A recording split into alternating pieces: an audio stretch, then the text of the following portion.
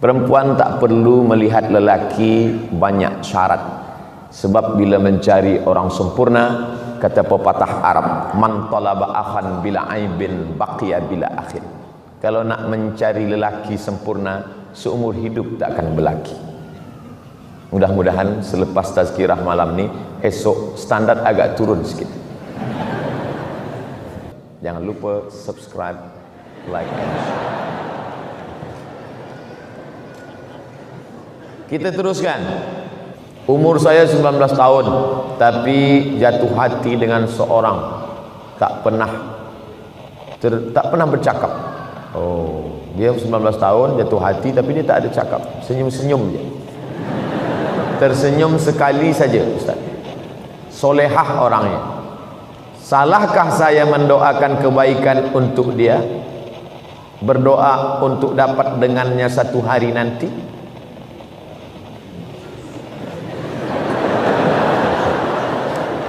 Saya khawatir awak berdoa nak ingin hidup dengan dia masa umur 19. Sementara awak masih panjang umur lagi. Sekarang nak hidup dengan dia sekarang. Lepas ni ditakdirkan Allah sekolah ke Turki. Nampaklah perempuan mata biru, hidung mancung. Doa ada tertulis ini. Akan menyesal. Jadi kita berdoa ni, ya Allah, bagi yang 19, bagi yang 20, jangan ajarkan Allah Ta'ala.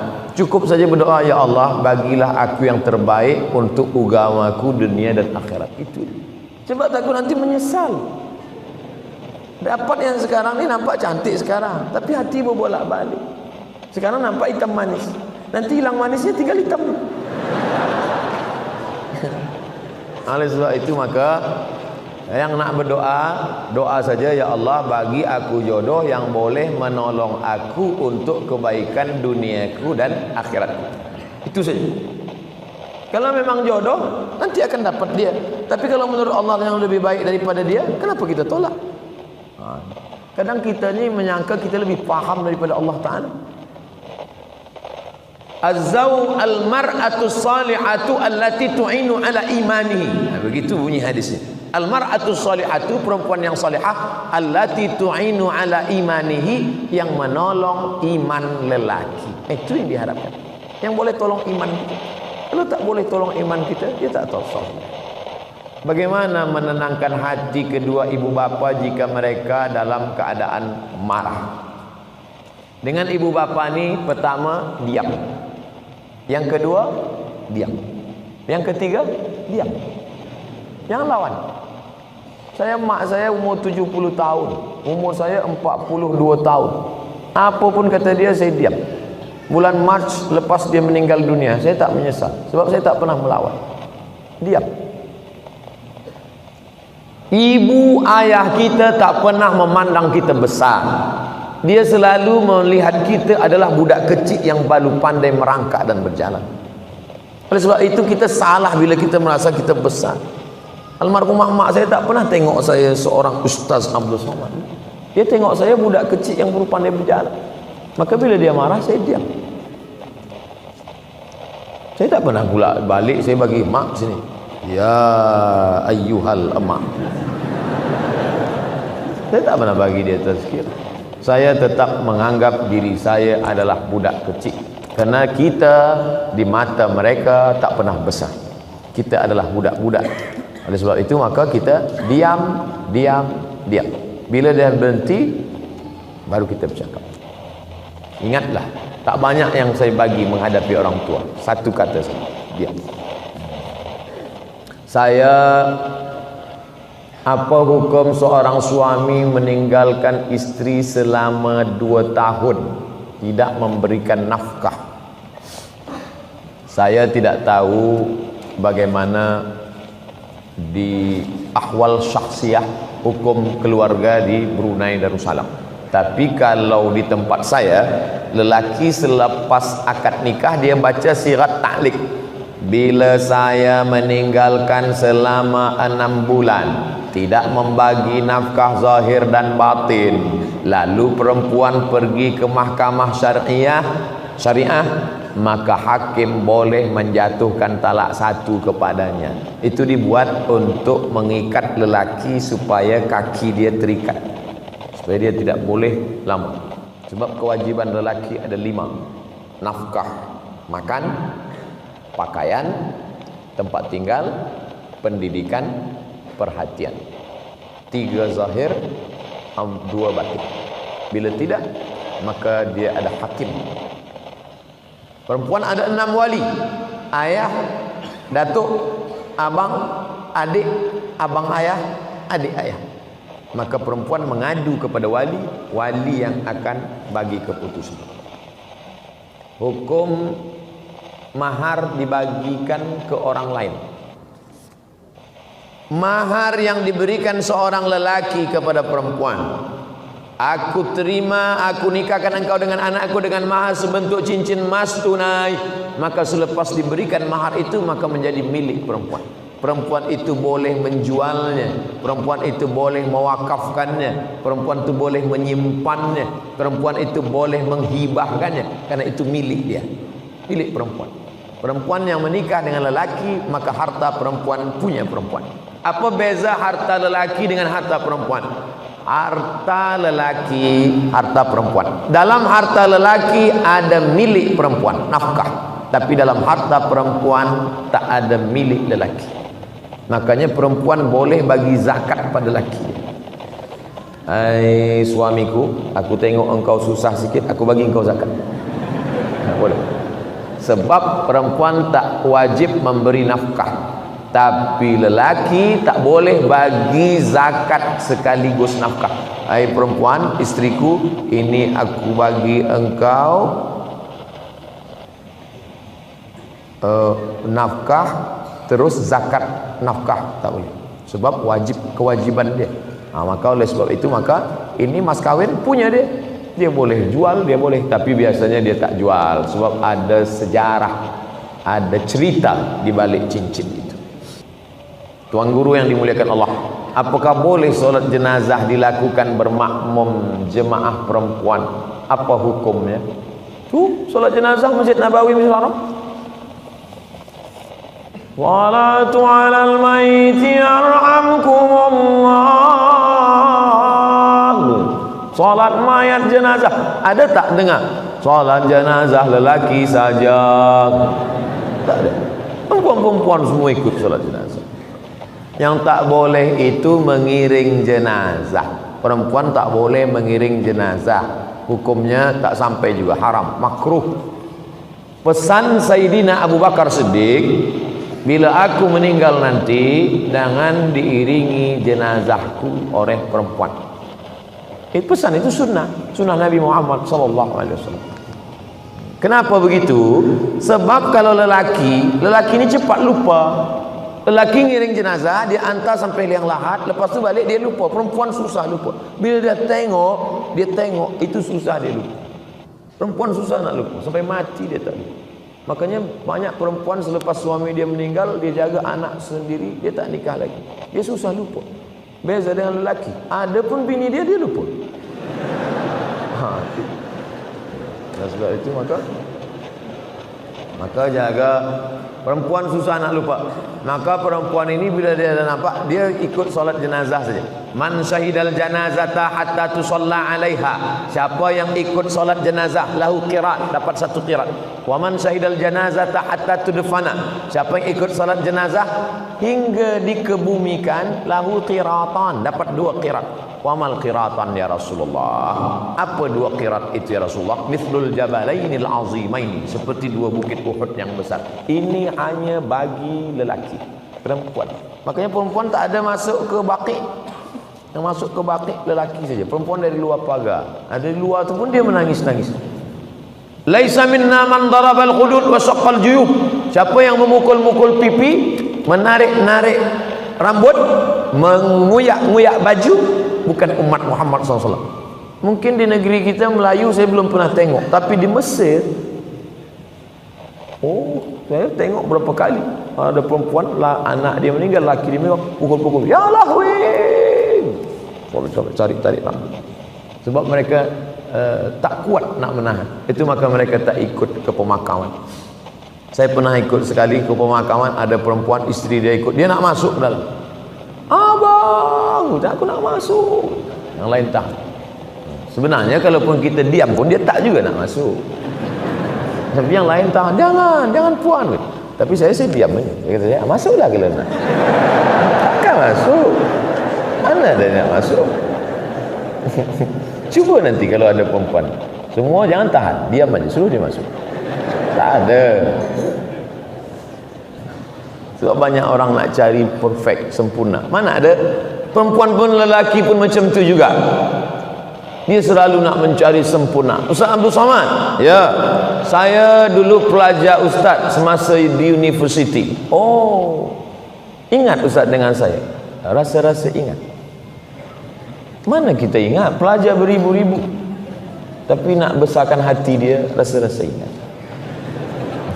Dulu ustaz ada cakap masa kita belajar, perempuan itu ditengok pada 4.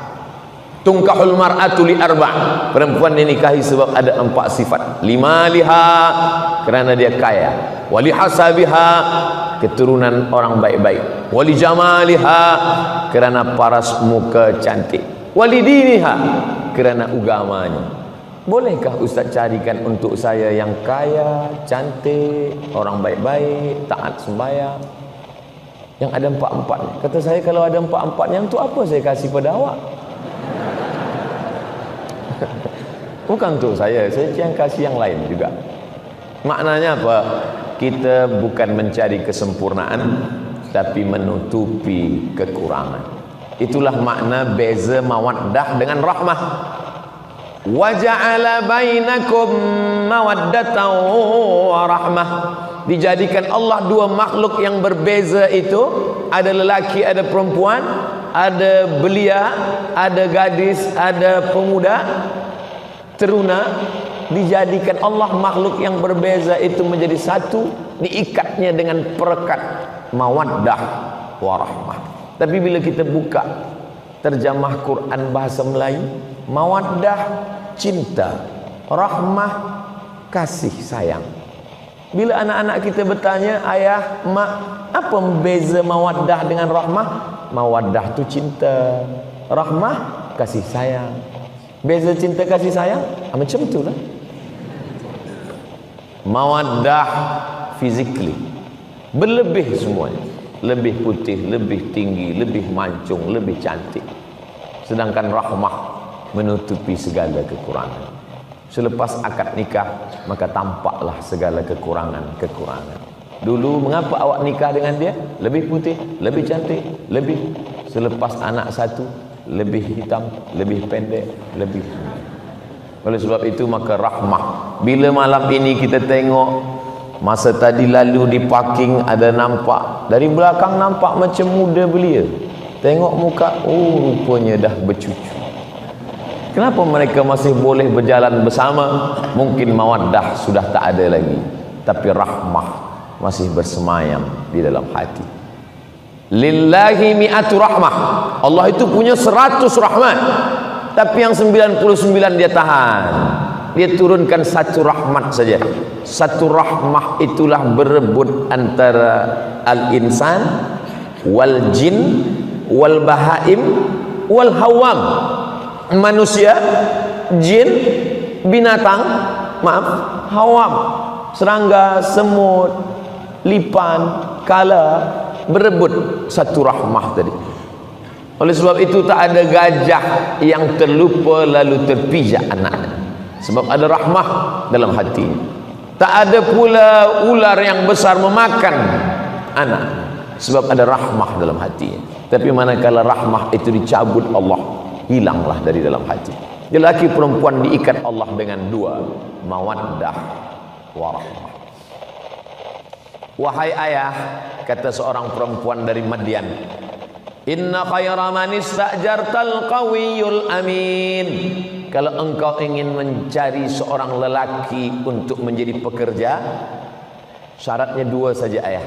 Yang pertama al-qawi, lelaki itu kuat, strong.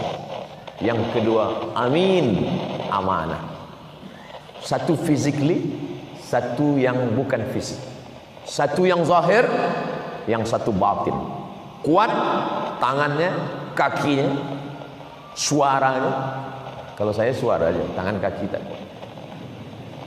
Kalau engkau nak cari pekerja, wahai ayah, nama ayah dia Syuaib, nama kampung dia Madian. Ayah dia ni nak lama sudah ingin mencari seorang pekerja.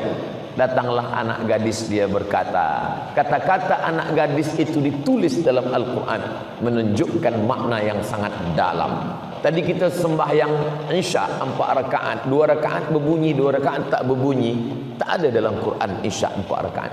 Tapi tentang lelaki yang baik punya 2 sifat ada dalam Quran. Inna khayra man ista'jartal qawiyul amin. Lelaki yang baik itu kuat dan amanah. Makanya bila ada lelaki yang suka bodybuilding yang tegap, teruskan, elok. Tapi tutuplah aurat, tutup aurat. Tapi jaga amanah, jadilah lelaki yang qawi tapi juga amin. Sebab banyak juga bodybuilding ni qawi tapi tak amin. Di mana masjid? Sana. Nauzubillah. Oleh sebab itu dia mesti qawi dan dia amin. Si bapa ayah mula curiga. Bagaimana engkau boleh tahu lelaki ini qawiyul amin? Inna khaira man ista'jartal qawiyul amin. Bila engkau nak mencari seorang pekerja, mestilah dia punya 2 sifat. Satu qawi, satu amin. Fisiknya kuat dan dia amanah. Physically zahir, hatinya amanah. Mana lelaki itu, hai anakku? Ni dia. Lelaki itu ada di rumah ini sekarang, Musa alaihissalam.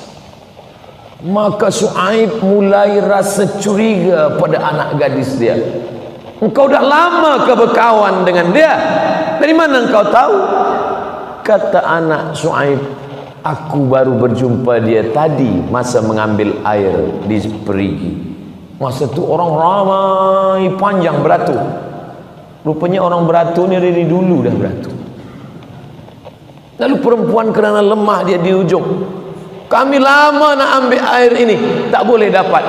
Tapi tiba-tiba saja seorang lelaki meminta kami untuk maju ke depan ambil air. Siapa dia? Musa. Mengapa dia boleh?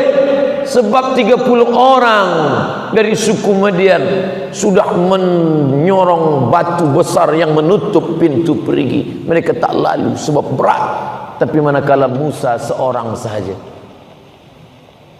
maka terbuka pintu perigi. Penduduk kampung berkata, wahai pemuda Musa, ambillah air. Tapi Musa tak mau. Musa memanggil perempuan yang ada berudul jujur. Apa kata Musa? Ladies first. Dia memperhatikan perempuan. Maka perempuan tadi pun mengambil air. Apa kata pepatah Melayu? Kalau tak menjulur kundur, tak pula menjulur labu. Pokok labu, pokok kundur. Kalau tak menjulur, tak keluar pucuk labu, takkan keluar pucuk kundur. Apa maknanya? Bertanam budi dulu, baru berbudi orang lain kepada kita. Bertanam budi Musa, silalah ambil air. Barulah perempuan bertanam budi, sila pula lah datang bertamu ke rumah kami. Macam mana perempuan tak terbuka hati dia kalau kita dah membuka pintu hati kebaikan? Jadi kalau lelaki nak terbuka hati perempuan, sentuhlah dia tepat di hatinya, dia akan jadi milikmu untuk selamanya. Musa tak ada cakap macam tu, saya je. Nah, selepas itu mereka pun pergi menuju rumah perempuan yang nak berbalas budi tadi. Budi sikit aja, tapi dikenang sepanjang masa. Pisang emas bawa belayar, masak sebiji dalam peti. Hutang emas dapat dibayar, hutang budi dibawa mati. Lepas itu di tengah jalan, Musa di belakang, perempuan tadi di hadapan. Sebab Musa tak tahu jalan, dia yang punya rumah. Dia akan membawa Musa bertamu ke rumah, berjumpa dengan ayahnya, ucapan terima kasih kepada orang yang sudah berbuat baik. Lalu kemudian angin datang bertiup kencang. Musa menundukkan pandangan, sebab maaf, nampak lekuk tubuhnya. Musa pergi ke depan. Kata Musa, hai perempuan, mundurlah engkau ke belakang, biarlah aku yang di depan. Nanti bagi tahu di mana letak jalan kiri atau ke kanan. ayah, aku tahu dia amanah. Sebab masa angin kencang bertiup, dia suruh kami ke belakang. Begitu perempuan zaman dulu. Bertiup angin kencang, baru nampak lekuk tubuh. Sekarang tak ada angin pun nampak. Memang zaman kita ni. Kalau zaman Nabi dulu akhir zaman, kita ni memang dah ujung zaman. Makanya kalau tak diisi terus dengan tazkirah, kajian-kajian, na'udzubillah, tersesat, bukan di tepi jurang, masuk ke dalam neraka jahanam. Keluarlah sabda Rasulullah SAW. Apa kata Nabi? Ar-rahimuna yarhamuhumur rahman, man la yarham la yurham. Orang yang tak ada rasa kasih sayang dalam hatinya, maka Allah tak akan sayang kepada dia. Makanya Nabi pun sayang kepada budak kecil. Manakala Nabi sedang duduk, di situ ada tempat air minum, ada anak kecil. Apa kata Nabi kepada budak kecil itu? Boleh saya ambil air minum ini? Kata budak kecil itu. Sila ya Rasulullah. Lalu Nabi tuangkan. Apa maknanya? Nabi mengakui keberadaan dia, memperakui ada budak kecil. Dan ada budak kecil memelihara burung. Nama budak kecil itu Abu Umair. Nama burung yang dia pelihara itu Nuair, burung pipit, burung kecil. Manakala Nabi menengok Abu Umair bermain-main, beberapa hari selepas itu mati burung kecil tadi. Apa kata Nabi? Ya Abu Umair, ma fa'alan Nuair. Wahai Abu Umair, apa kabar burung kecil engkau yang main-main beberapa hari lepas? Apa maknanya? Nabi tetap memperhatikan budak-budak kecil. Nabi memperhatikan anak-anak. Ini adalah akhlak. Bukan kerana dia Sayyidul Anbiya wal Mursalin, budak-budak kecil tak dia pedulikan. Oleh sebab itu saya selalu bila saya lepas tazkirah, banyak orang berbaris beratur, nampak saya budak-budak kecil, saya salam. Oh, saya sapu kepala budak kecil. Cuma kadang budak kecil kita nak salam, emaknya pun nak salam pula. Apa maknanya? Inilah yang akan meramaikan masjid, yang akan menegakkan rumah Allah. Jangan bangga dengan masjid yang megah di Andalusia, Cordoba, Spain. Hari ini apa yang terjadi? Masjid tetap tegak berdiri, kaligrafi indah ayat-ayat Al-Quran, tapi tak lagi ada solat berkumandang azan kerana anak-anak kecil tidak kita tanamkan iman dan Islam. Ada anak menangis, makna ada anak menangis. Ada anak lompat-lompat lari-lari, maknanya masjid kita tetap akan ramai 100 tahun akan datang, insyaallah. Amin. Bila di masjid itu sudah tak ada lagi anak suara kecil, tak lagi ada anak menangis, tanda kiamat dah dekat. Kita di Masjid Nabawi, Allahu Akbar, kata imam masa rukuk. Budak kecil. Budak kecil. Di zaman Nabi bukan hanya itu. Manakala Nabi sedang sujud, Allahu Akbar, lama Nabi tak bangkit dari sujud. Sampai sahabat di belakang berfikir, turun wahyu dah. Apa lama tak bangkit ni? Lepas Allahu Akbar, baru sahabat tahu, oh rupanya cucu Nabi naik ke teguk. Tapi cucu Nabi bukan cucu kita. Cucu Nabi orang tak marah. Cucu kita. Apa Ustaz ni bawa anak? Oleh sebab itu maknanya apa? Ada perhatian kepada anak-anak ini, karena mereka lah yang akan membimbing dunia menjadi imam di hadapan Allah, di hadapan manusia.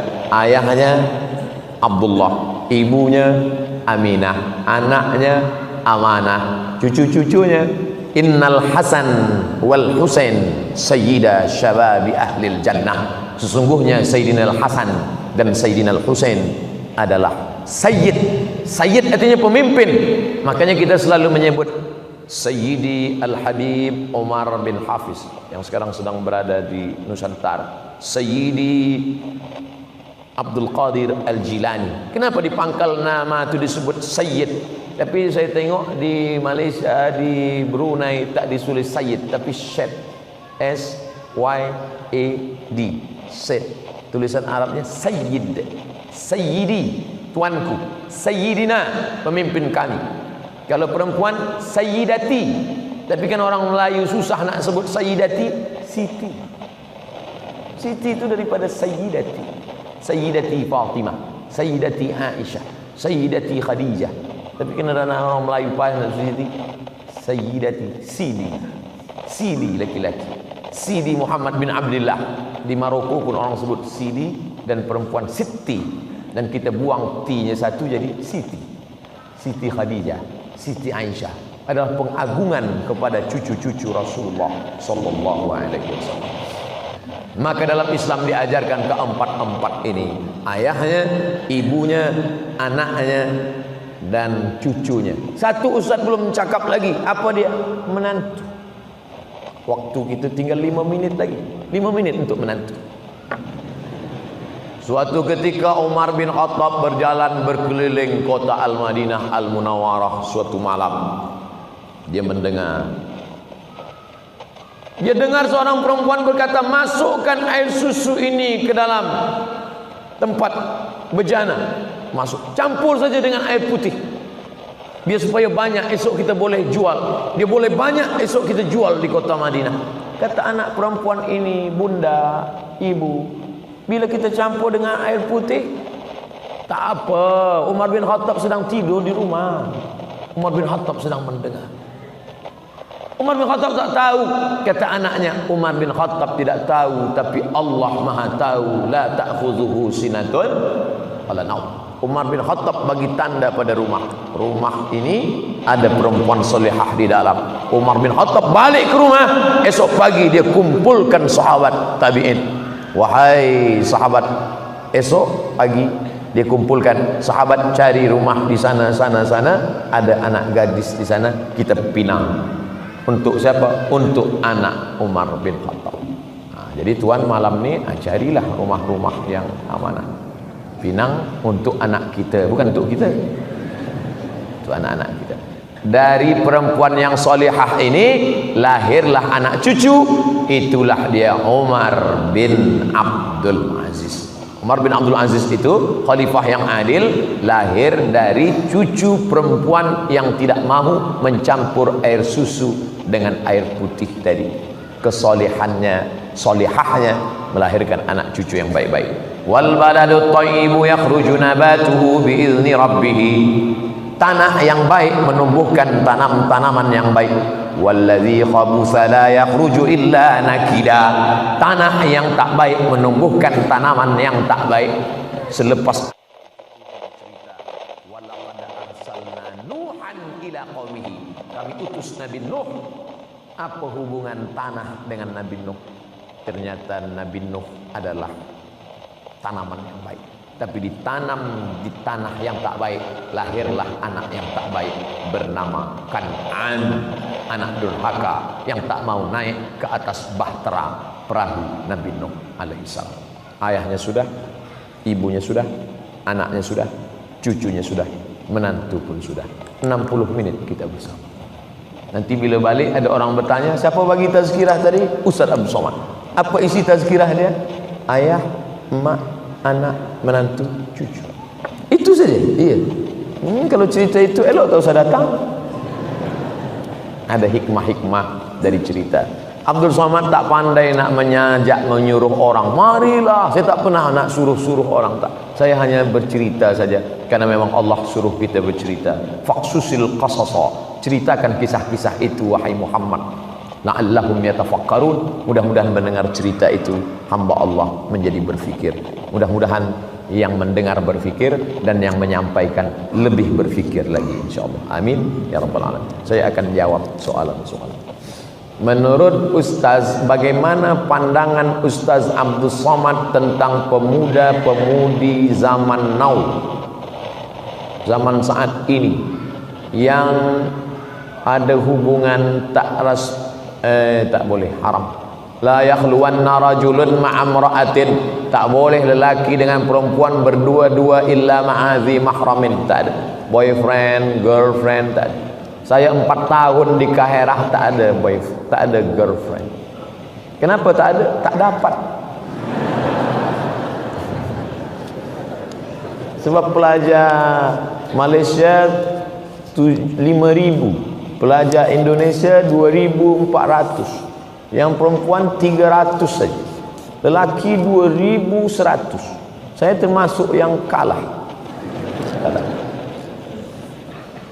Tapi alhamdulillah selepas balik dipertemukan Allah, punya anak. Jadi jangan pernah takut tidak ada jodoh. Kalau jodoh takkan kemana. Asam di gunung, garam di laut, dalam belanga berjumpa jua, kata orang Melayu. Tapi kalau kata orang Barat, man from Mars, woman from Venus. Lelaki dari Mars, perempuan dari Venus berjumpa di bumi. Itu beza orang Melayu dengan orang Mak Saleh putih. Kita selalu cerita makan aja. Asam di gunung, garam di laut, berjumpa dalam belanga. Mereka tak, mereka cerita tentang planet Mars, Venus, kata dia. Maka mereka selalu takut bila tengok langit di atas, dia kata alien dah dekat lah. Tapi kita nak bercerita bahawa sesuatu yang mustahil, kata Allah, innama amruhu iza arada syai'an ayaqula lahu kun fayakun. Maka jangan ada girlfriend, jangan ada boyfriend. Tak ada guna tazkirah kalau tak merubah sikap. Maka yang ada girlfriend, malam ini buka handphone, cari nama dia, delete langsung. Tak ada guna. Apa guna yang ke tazkirah? Buka handphone, nanti bila dia call, tulis balik. Allahumma inna na'udzubika min ilmin la yanfa'. 4. Ya Allah, jauhkan kami dari ilmu yang tak bermanfaat. Wa min qalbin la yakhsha', hati yang tak takut. Wa min nafsin la tashba', nafsu tak pernah kenyang. Wa min du'ain la yusma', doa tak dikabulkan. Pokok pangkal pertama, ilmu tak bermanfaat sebab tak diamalkan. Maka bila ustaz dah kata buang girlfriend, buang boyfriend, buang, bagi tahu dia, oh my girlfriend, malam ni aku buang engkau, esok pagi aku nak datang, ku pinang kau dengan bismillah. Dia pun balas, so sweet. Soalan saya, bagaimana nak nikah dengan janda yang sudah berhijrah, sedangkan keluarga saya tidak bersetuju dan tak ada restu dari ibu bapa. Janda belum ada anak, janda umur 25 tahun. Saya nak beristrikan dia tapi dihalang oleh keluarga, dan saya disuruh nikah dengan kawan lama saya. Datanglah seorang sahabat Nabi menikah. Kata Nabi, awak dah menikah? Ya Rasulullah. Dengan gadis apa dengan janda? Saya nikah dengan janda. Hala bikran, kenapa tak nikah dengan gadis? Nabi pun kesal dia nikah dengan janda. Kenapa awak tak nikah dengan gadis? Tula'ibuha wa tula'ibuka, engkau boleh bercengkrama, kenapa nikah dengan janda? Kata dia, ya Rasulullah, mak saya dah mati, meninggal, adik-adik saya banyak. Kalau saya nikah dengan gadis belia, nanti dia berkelahi dengan adik-adik saya. Tapi bila saya nikah dengan janda, nanti adik-adik saya boleh dia jaga. Jadi bila ada sebab, boleh nikah dengan janda. Untuk yang pertama ni, first time, okey lah. Nanti kedua, baru cari gadis.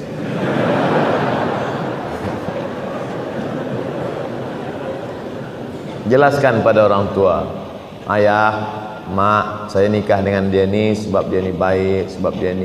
Tapi kita tak boleh bagi tazkirah pada orang tua kita. Cakap kita mereka tak dengar. Cari orang lain yang boleh memahamkan dia. Ustaz kita, sahabat kita, orang-orang tua yang cakapnya dengarkan. Ustaz bagi nasihat agar para isteri boleh memberikan kebenaran untuk para suami supaya mereka boleh berpoligami.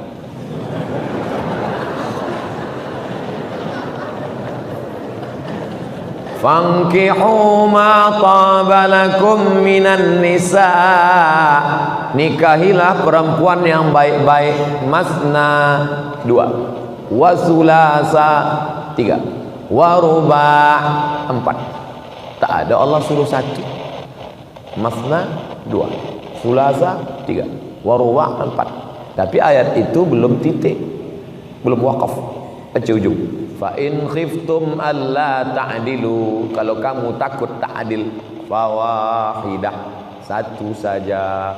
Jadi lelaki-lelaki yang banyak itu takut dia tak adil. Awak kenapa satu? Saya takut tak adil. Sebenarnya dia bukan takut tak adil, takut pada bini. Jadi Islam ini menghormati manusia sesuai fitrahnya. Bila dia mampu adil, dia mampu secara ekonomik, dia mampu zahir dan batin, maka dia dibenarkan. Tapi bila dia tak mampu, fawahidah, satu saja cukup.